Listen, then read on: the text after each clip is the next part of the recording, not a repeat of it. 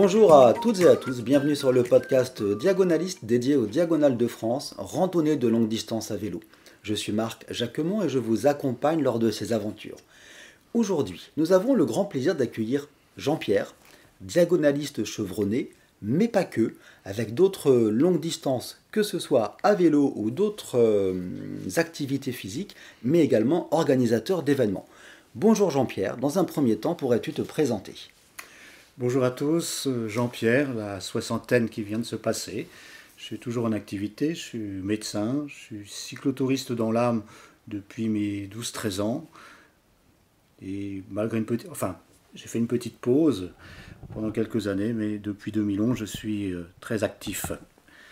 J'ai commencé la longue distance très jeune, puisque j'ai fait mon premier brevet de 1000 à 24 ans.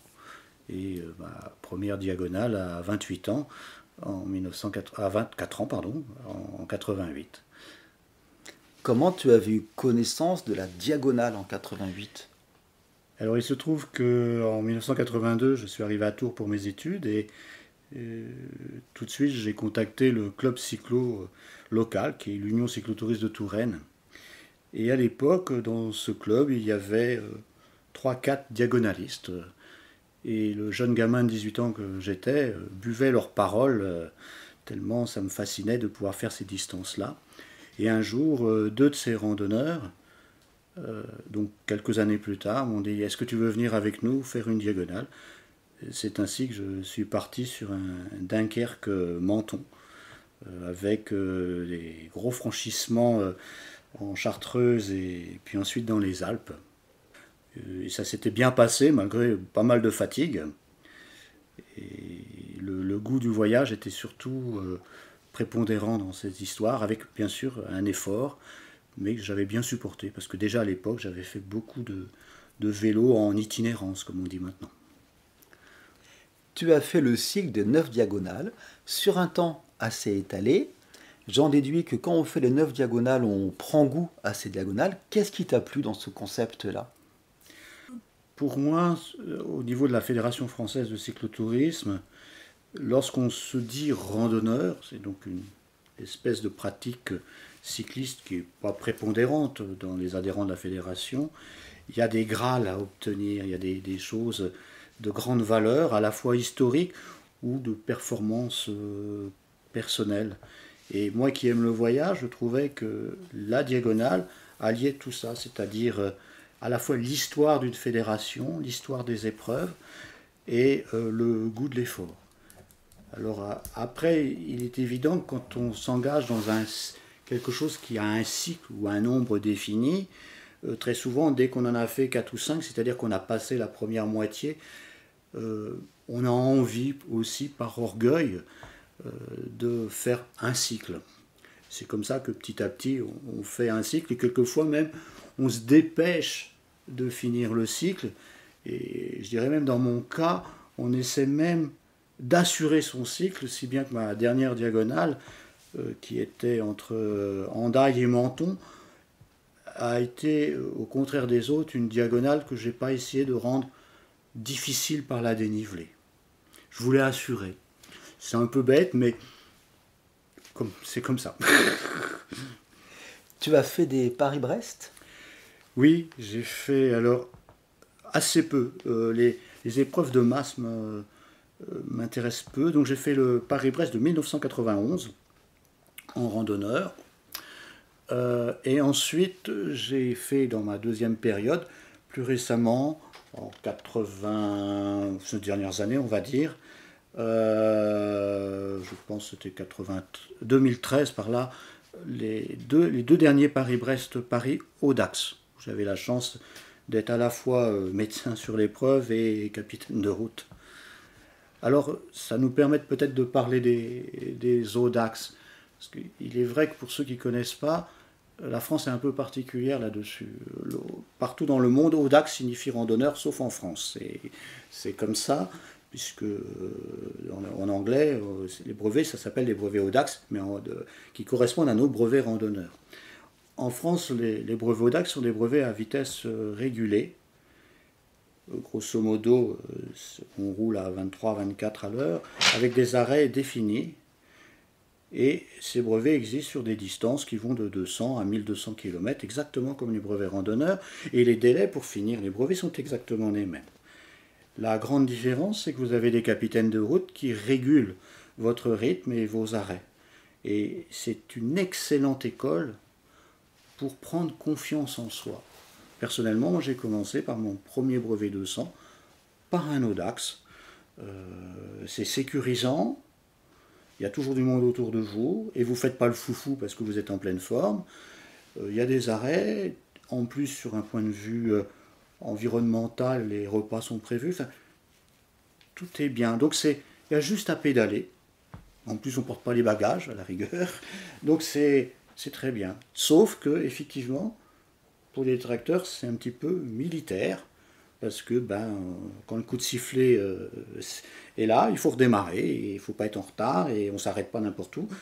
Mais c'est une très bonne école pour gérer le long. Pour apprendre à gérer le long. J'ai cru comprendre que le dernier Paris-Brest-Paris Audax a été annulé par manque de participants. C'est bien ça? Oui, tout à fait. Oui, les derniers ont été annulés parce que on n'avait pas assez de participants et que moi qui avais donc fait l'avant-dernier, j'avais remarqué dans le peloton qu'effectivement le peloton était très âgé. C'est-à-dire qu'on n'arrivait pas à renouveler. Nous étions peut-être une trentaine au dernier Paris-Brest, en sachant que dans les années 85, il y avait plusieurs sessions de 200, c'est-à-dire il y avait plus d'un millier de randonneurs qui faisaient le Paris-Brest en Audax dans ces années-là.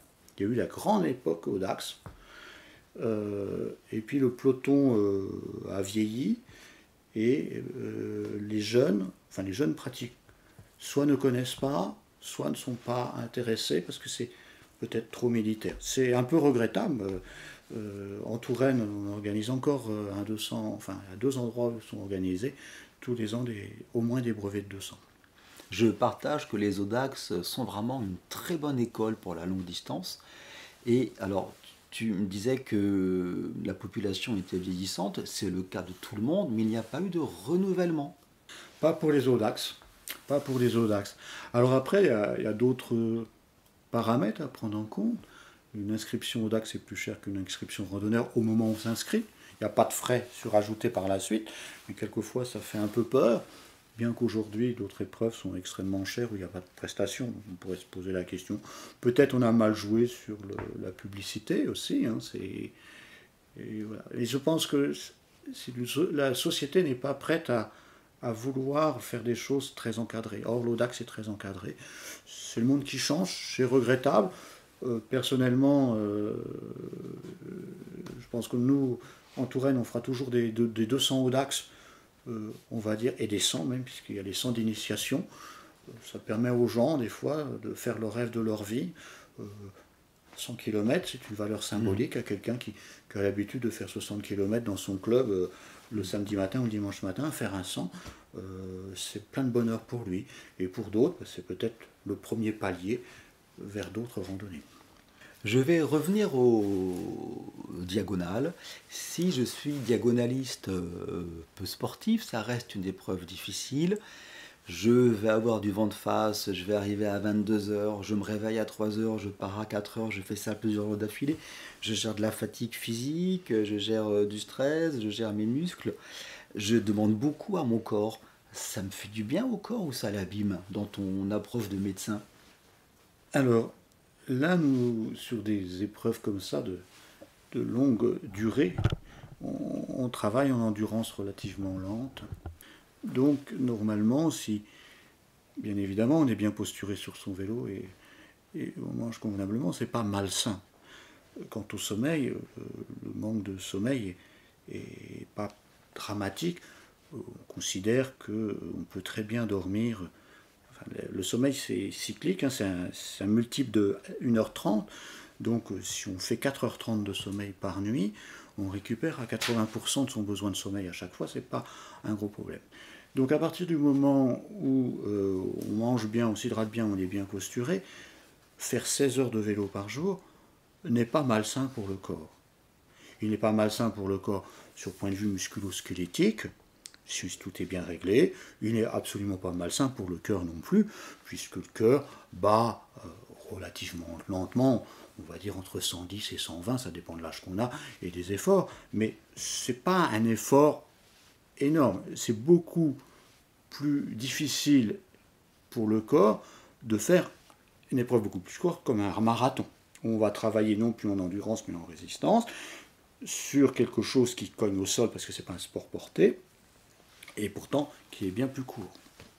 D'ailleurs, j'ai fait beaucoup de courses à pied, j'ai beaucoup plus de courbatures le lendemain sur les courses à pied, y compris d'endurance, mais que du vélo après une diagonale.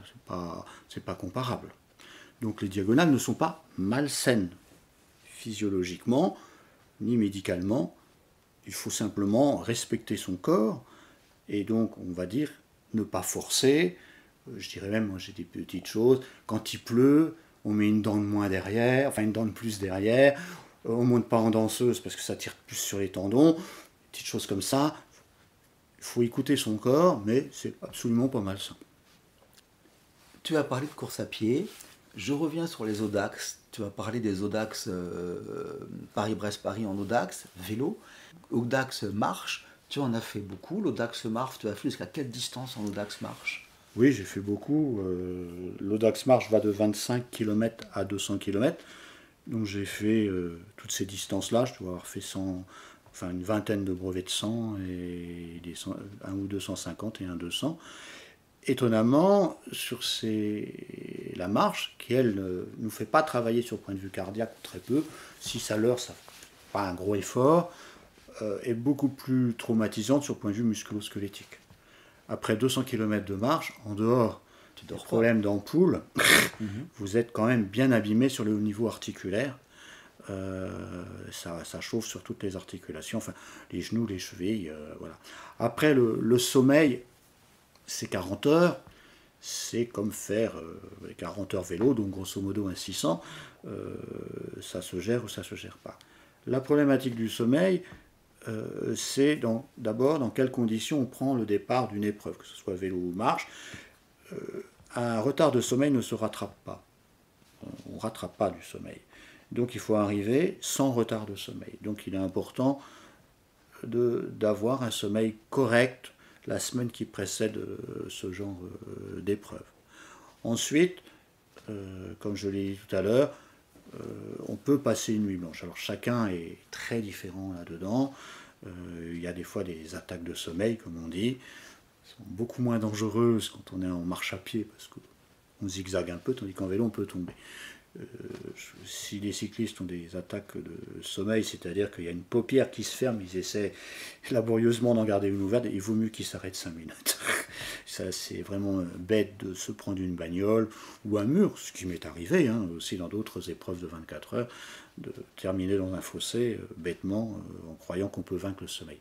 On ne peut pas vaincre le sommeil. Par contre, si on a une attaque de sommeil, on s'arrête un quart d'heure, on fait on va appeler une très micro-sieste de 15 minutes, on ferme les deux yeux, on se laisse aller, et étonnamment, le sommeil disparaît, et comme on s'est arrêté que 15 minutes, notre corps n'a pas refroidi.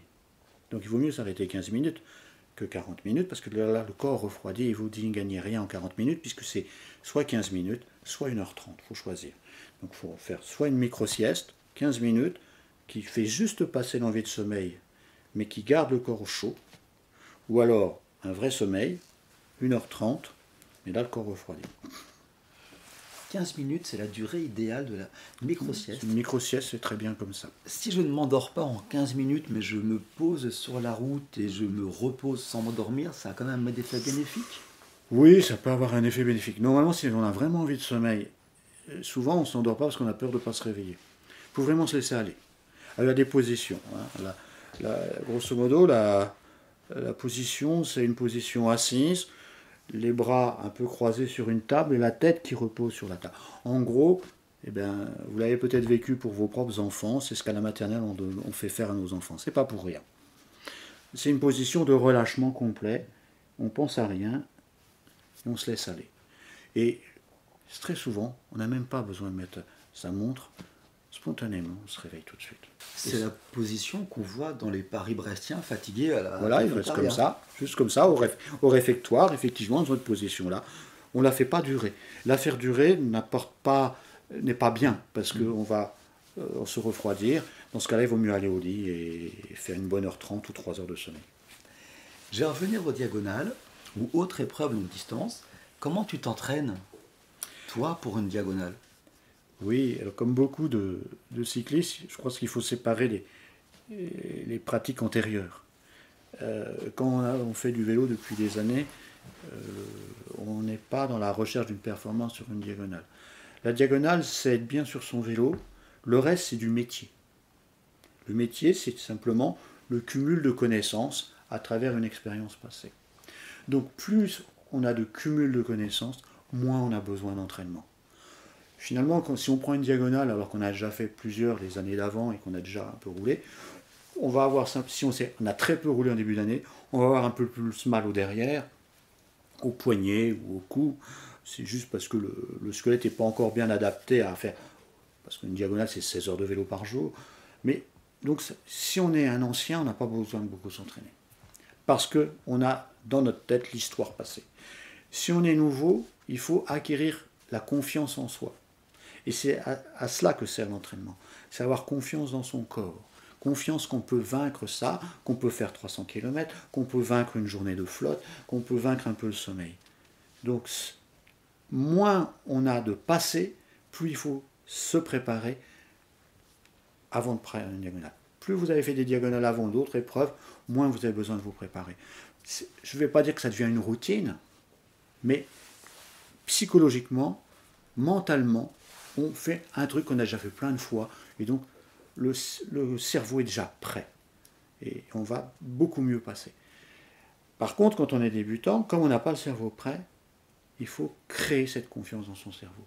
Et donc, c'est un petit peu comme un étudiant. Il a besoin de réviser au moment de l'examen, ne serait-ce que pour être tranquille, même si c'est déjà tout, il va réviser. Il a besoin d'être tranquille psychologiquement. Donc là, tu me dis que c'est la tête qui commande. Effectivement, ça, comme je te le disais en aparté, la fatigue sur l'ultra-endurance non ou peu traumatisante comme le vélo, c'est un petit peu différent sur l'ultra-trail, elle est essentiellement d'ordre psychologique. C'est-à-dire que si on ne sait pas créer des douleurs par une mauvaise position, par une tendinite, des problèmes alimentaires, etc., le travail musculo-squelettique que l'on fait sur notre vélo à environ 20 à 25 à l'heure à tout casser, peut être perpétué indéfiniment.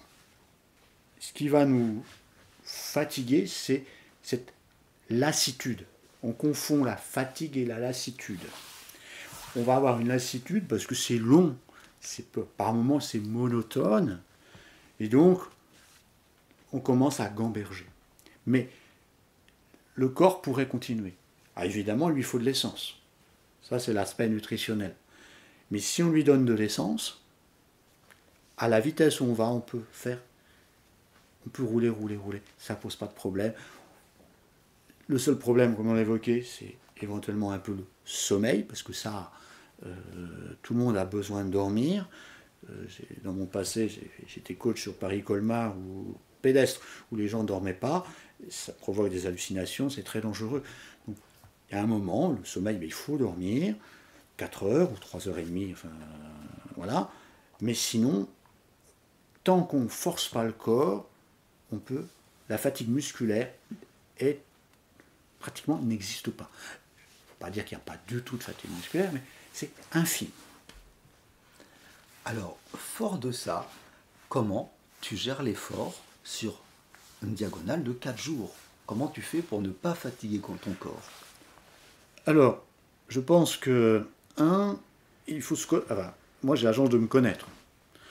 Donc, déjà, je suis une sorte de diesel. Moi, je vais lentement, c'est comme ça. Mes vitesses instantanées sont entre 20 et 21. Quand il y a un col, ça va doucement.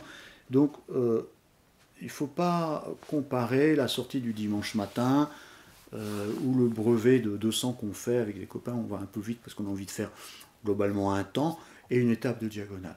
Étape de diagonale, on doit se dire, bon, je vais faire en tel temps. Ça, c'est un temps où, quand je suis lent, bah, c'est le temps qu'il faut. Donc, il ne faut pas être dans l'effort à un moment donné. Alors, tout ça est théorique, bien évidemment. Par moment, on est un peu à l'effort, on a le vent de face, ça ne va pas aussi bien, on est un peu obligé de forcer. Mais il faut éviter de forcer. Ensuite, bah, moi, je suis quelqu'un qui m'arrête très peu. Donc, il ne faut pas laisser refroidir le corps. Pour moi, en tout cas, il ne faut pas laisser refroidir le corps. Moi, il n'y a pas de petit déjeuner, midi, soir. Je mange tous les 35 km, je m'arrête 4 minutes et puis je continue. Donc, pour moi, c'est comme ça que ça marche. D'autres aiment mieux être au restaurant. Puis, en théorie, il faut arriver à boire énormément. Moi, c'est un petit peu ma difficulté, mais je pense que surtout, il faut trouver un rythme qui fait qu'on est en dessous de ce qu'on peut faire. Toujours en dessous. Quand je faisais une diagonale sur des cols, bah c'est pareil. Même si je pouvais grimper ce col-là avec une dent de moins, bah là j'en mets une de plus. Le but, c'est de se dire, quand je vais être à l'arrivée, si jamais il fallait que je reparte maintenant, est-ce que je suis encore capable? Et c'est en ce sens où dans ma vie, j'ai initié des gens, en particulier sur de 200, je les encadre, et mon objectif, c'est qu'à l'arrivée, et si on avait encore 30 km, est-ce que vous êtes partant? Et s'ils me disent oui, c'est que j'ai réussi à trouver le rythme qui leur convient. Donc ça veut dire que si on gère bien son corps, son effort, on se fatigue assez peu. Alors je souhaite faire un triangle, 3 diagonales d'affilée. Une première diagonale de 4 jours, et je repars pour la deuxième dans la foulée. Je m'arrête un jour franc, je laisse reposer mon corps, ou c'est pas la peine parce qu'il est chaud et je continue. Tout comme pas plus d'une pause de 15 minutes pour garder le corps chaud.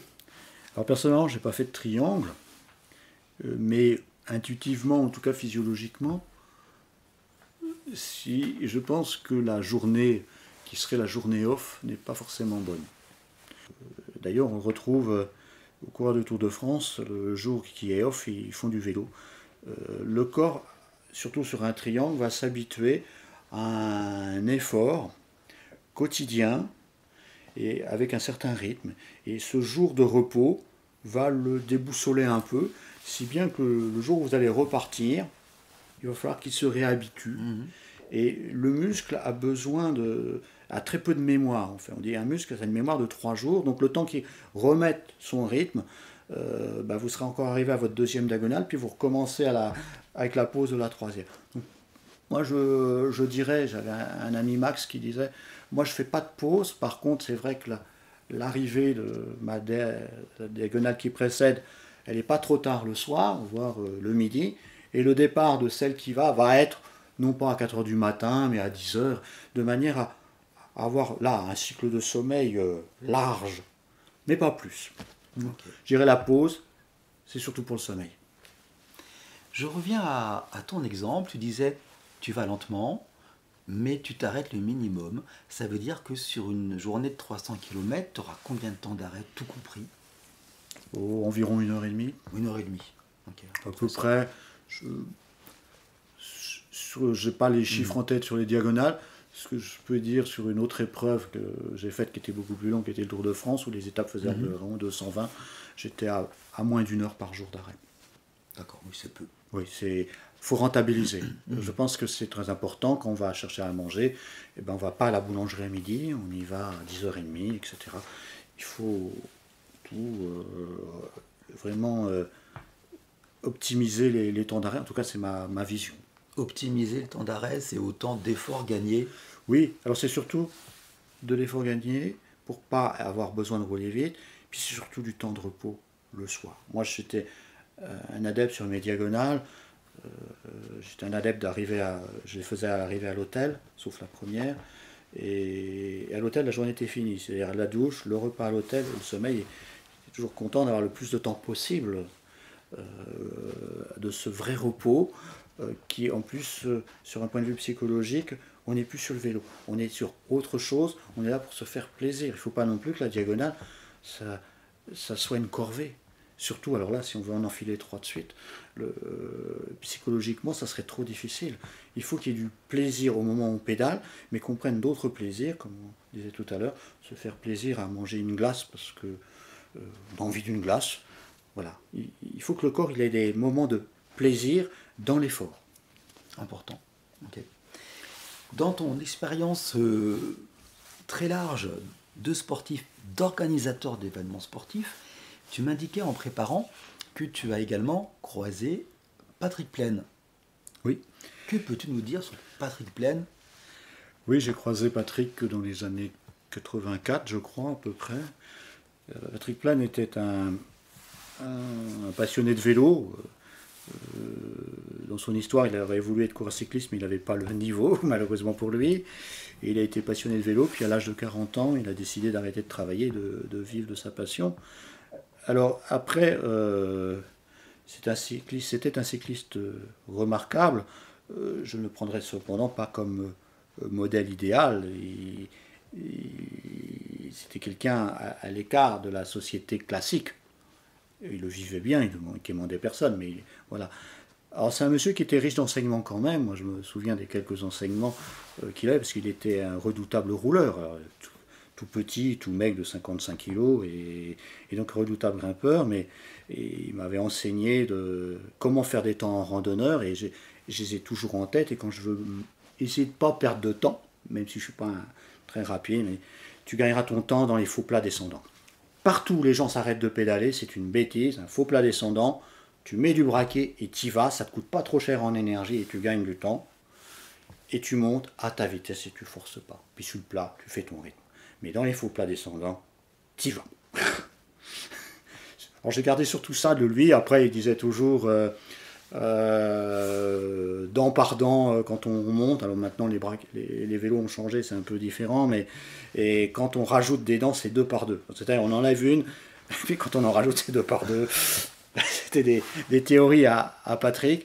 Alors qui était assez en avant sur le backpacking à l'époque, hein, parce qu'il emmenait vraiment que le nécessaire, et ses sacoches c'était simplement déjà de l'ultra léger, puisque c'était des sacs plastiques de chez Leclerc, grosso modo. Drôle de personnage, qui, bon après, sur la fin de sa vie, avec quelques éléments un peu délirants sur les voyages, mais... Et il m'a donné, j'ai fait partie de son club, et puis surtout il a été le créateur de randonnées permanentes. J'ai eu la chance de faire, comme les Centrionales de France, beaucoup de Tourangeau ici s'y donnent maintenant, tant d'années après, mais c'est lui qui les a mises au point, et on est fiers du patrimoine qu'il a transmis à Patrice Le Gall et donc à la fédération. Tu parlais de plaisir dans une diagonale, notamment si on fait un triangle. Dans le cas de Patrick Plaine qui enchaînait des 300, des 400 jours après l'autre, il y avait une notion de plaisir? Alors je pense qu'il a une notion de plaisir jusqu'à un certain moment de sa vie. Et puis après, quand vous êtes dans l'extrême comme ça, il y a une histoire d'orgueil qui prend le dessus.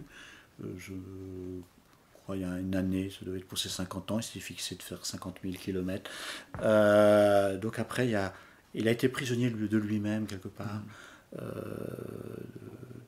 D'enchaîner. Je pense qu'il avait quand même un grand plaisir à faire du vélo. Et probablement, comme beaucoup d'entre nous qui faisons de l'endurance, on a quelquefois aussi un petit plaisir à se faire du mal.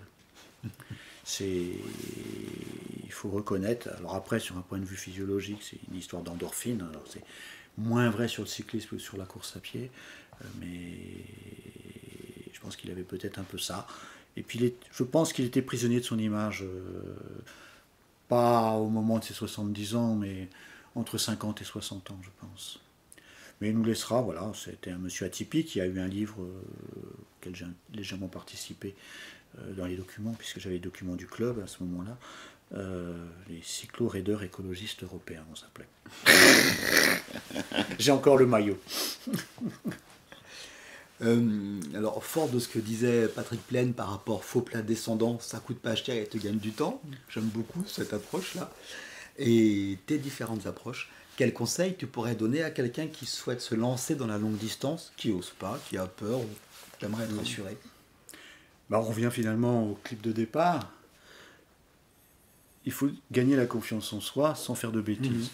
Et donc, c'est de commencer à rallonger ses distances en étant encadré. Alors, je dirais que idéalement, si les Audax revenaient à être plus refaits, ça serait une excellente école de faire un 200, un 300. Je pense, si on veut être bien dans sa tête, je pense qu'il y a le cap.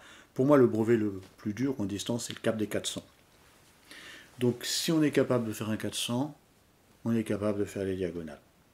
Pour l'entraînement, cependant, je dirais que le meilleur entraînement que j'aurais à conseiller quelqu'un qui fait du vélo couramment, mais qui n'a jamais fait de diagonale, c'est plutôt de faire une itinérance, un voyage itinérant, de, je dirais, 5-6 jours à 200 km par jour. S'il fait ça bien, il fera tout. Moi, je pense que l'intérêt, la différence, c'est que la diagonale, c'est la répétition de grandes étapes. Donc être capable de faire une grande étape, c'est une chose. De se sentir prêt le lendemain à repartir dès 4 heures du matin, c'est autre chose. Donc il faut s'entraîner, tant physiquement que psychologiquement, à remonter sur vélo plusieurs jours de suite. Et ceux qui font l'itinérance et qui débutent dans l'itinérance vont apprendre très vite que le 3e et 4e jour, c'est pas comme les 2 premiers. Il faut apprendre à démarrer légèrement fatigué. Ça, c'est quelque chose. C'est-à-dire qu'il faut apprendre à faire du vélo en dehors de la zone de confort que l'on a habituellement lorsqu'on va sortir le dimanche matin de chez soi et faire un tour avec les copains. Je dirais même que pour s'entraîner, à la rigueur, il faudrait être capable de faire sa journée de boulot pour ceux qui travaillent encore et de s'enchaîner, de faire du vélo, de faire un bon tour de vélo après une journée fatigante de boulot. Ça apprendrait à faire du vélo hors d'une zone de confort, parce que c'est ça la diagonale, c'est de comprendre qu'on peut faire du vélo en dehors d'une zone de confort. Il serait, enfin en tout cas pour ma part, le 2e jour, mais je suis moins confortable sur mon vélo qu'au tout départ de Brest, c'est clair. Mais après on s'habitue, c'est une zone qui devient une normalité, mais on est moins confortable. Donc, entraînement, être capable, je dirais, de faire un 400, ça, c'est éprouvant, c'est bien. Et puis surtout, une itinérance de quelques jours. Et là, on doit tout faire. Pourquoi un 400 ? Parce qu'on passe quasiment une nuit entière, c'est voilà. pour ça ? Alors, oui, il y a différentes formes de faire de 400. Pour moi, le vrai 400, c'est celui qui démarre un après-midi qui se termine le lendemain matin. Oui, c'est la nuit. Okay. Ça change tout. On voit des organisations de 400 où on démarre à 3h du matin et on finit à minuit. Ça, c'est pas un 400. Non, l'important, c'est la nuit blanche. C'est pour ça que dans les qualificatifs de Paris-Brest, ils font démarrer souvent les 400 en fin d'après-midi. Pour obliger à passer une nuit entière. Il faut obliger à passer. Le 600 est beaucoup plus facile qu'un 400. Alors évidemment, 600 si on veut pas faire un temps. 600 si on veut le faire en 38 heures. On fait 300, ça fait 16 heures. 300, ça fait 16 heures. Entre les deux, il reste 6 heures. Moi, le dernier 600, je suis allé à l'hôtel, j'ai dormi 4h30, puis on repart. Mais sur un 400, c'est pas facile. J'ai déjà fait des 400 Audax, on dormait 1h30, c'est pas facile à organiser. Donc globalement, sur un 400, on dort pas. Et ça apprend à pédaler un peu dans le potage, parce que quand même, le petit matin après une nuit blanche, on n'est pas tout à fait soi-même.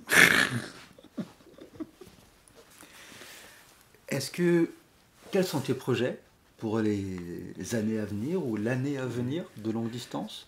Alors les projets, pour l'instant, ils sont loin des diagonales. J'ai remplacé les diagonales par des autres randonnées de la fédération qui s'appellent des mers-montagnes, que je fais de 1000 km aussi. Ah oui, tu as agrandi la carte. C'est-à-dire que ça change le parcours, je traverse la France, mais pas sur l'itinéraire classique des diagonales, donc, et avec un règlement qui est plus facile, puisqu'on n'est pas obligé de rouler autant par jour. Et puis mes projets, c'est surtout maintenant, comme ça fait plus de 40 ans que je sillonne la France, c'est de sillonner l'Europe. Et en ce sens, depuis 3 ans avec ma femme, on fait des randonnées qu'on appelle les traits d'Union européens, qui sont aussi des randonnées permanentes, qui vont de Paris à une capitale européenne. Et donc l'année prochaine, normalement, nous irons à Varsovie, en passant par Berlin. En itinérance. En itinérance. Donc là, on est sur un effort, on est plus dans le tourisme à vélo que l'esprit randonneur. C'est une autre façon de faire du vélo. C'est ma façon première. Je fais pas mal de choses randonneurs, mais moi, ce qui me plaît, c'est le tourisme à vélo et pouvoir faire des belles photos. Dernière question, relative aux diagonales. Les saristes, as-tu été sariste? Es-tu sariste? Je suis sariste sur Dunkerque-en-Daille. Le passage de 80% des participants se fait à une vingtaine de kilomètres de chez moi. Comme je travaille, et que en général le passage c'est le midi, j'en ai pas vu beaucoup. J'ai dû en accompagner 3 ou 4. Le dernier c'était Eddy. Et nous étions allés à sa rencontre avec ma femme en tandem. On voulait prendre soin de lui, il n'avait pas dormi très peu de la nuit. Et puis à un moment, on l'abrite un peu. Puis Eddy nous dit « Vous pouvez y aller, hein, je suis là ». Et c'est nous qui avions du mal à le suivre. C'était Eddy. C'était Eddy. Nous, on était contents que nos routes se séparent parce qu'on n'aurait pas pu suivre. Merci Jean-Pierre. Souhaites-tu ajouter autre chose en fin de podcast? Non, je dirais que à tous les cyclistes qui écoutent cela, qui n'ont pas fait de l'ultra comme on dit maintenant, il ne faut pas avoir peur d'essayer d'en faire. Je pense qu'on ne fait pas de l'ultra du jour au lendemain, parce que l'ultra, c'est 70 à 80% dans la tête. Et donc, il est important d'acquérir du métier pour ne pas aller dans le mur. Et c'est ça qui... Aujourd'hui, on voit beaucoup d'épreuves d'ultra. Alors, il va y avoir beaucoup d'abandon parce que les gens n'ont pas la patience de se préparer. Ils sont attirés par le mot ultra. Et peut-être c'est malsain, cela, par contre. D'accord, donc bien s'y préparer. Oui, tout se prépare. Le corps se prépare à un effort et la tête doit se préparer à cet effort. Mais c'est toujours la tête qui gagne. C'est-à-dire que si la tête n'y est pas alors que le corps va, tout s'arrête quand même. Très bonne chose. Merci beaucoup Jean-Pierre. Merci à tous nos auditeurs de nous avoir rejoints. N'hésitez pas à nous envoyer un email à diagonaliste@gmail.com si vous avez des questions, des suggestions ou bien sûr une diagonale à partager. Je vous remercie également pour vos nombreux commentaires que je reçois au sujet de ce podcast. Encore une fois, merci beaucoup Jean-Pierre. Au revoir. Au revoir à tous. Merci.